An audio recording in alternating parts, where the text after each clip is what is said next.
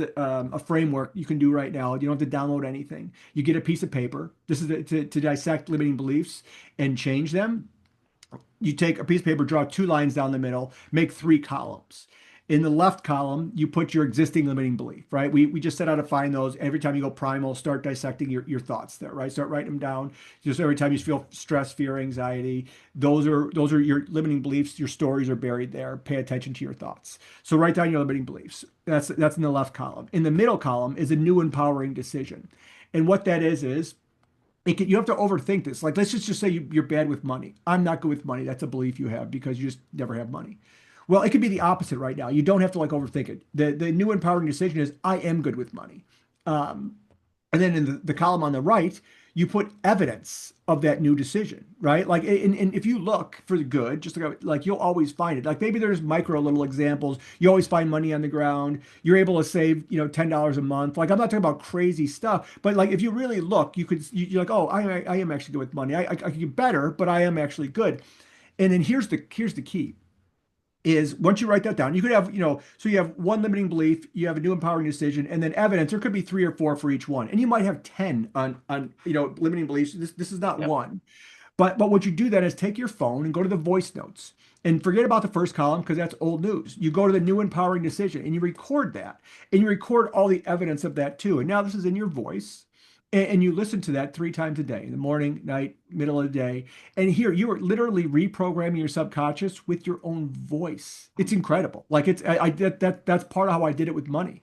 I was so deep, like my stuff was buried so deep and so tied to like resentment and like way.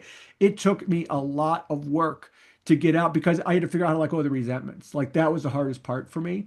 And this is a little more complicated, but a framework to get rid of resentments is real simple. Like, how do you know they're there? Well, think about your beliefs from growing up. Where do you get angry? Like, they did this to me.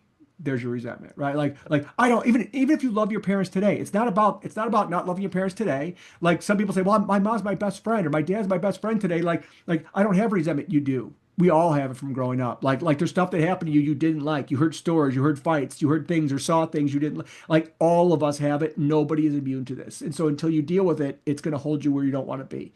If you're comfortable where you are, fantastic. But if you're trying to get somewhere you're not, this is part of your problem.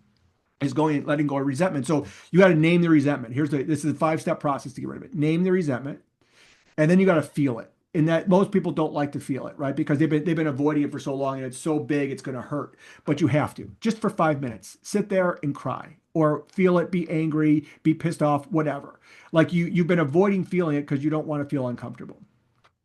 And then you do a cost benefit analysis. Is it worth, does it benefit me to hold on to this? And of course it doesn't.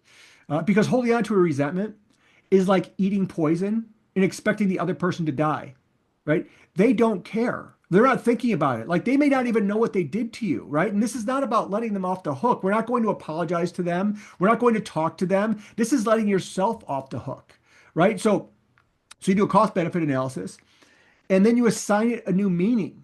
Give it a meaning that serves you no matter what it was, right? Like why would you give it a meaning that every time you think of it, it brings you down and makes you mad? Like, why would you do that to yourself, right? Like think about, you can assign a meaning that serves you. And then the last thing is let it go. Like literally, like I will do this to this day. And here's the thing. So you gotta let the bad stuff go, right? Like literally go, let it pass through, and then you like feel a weight lifted. When people I work with, when I do this work, their face looks different after we go through this process. It's the craziest thing.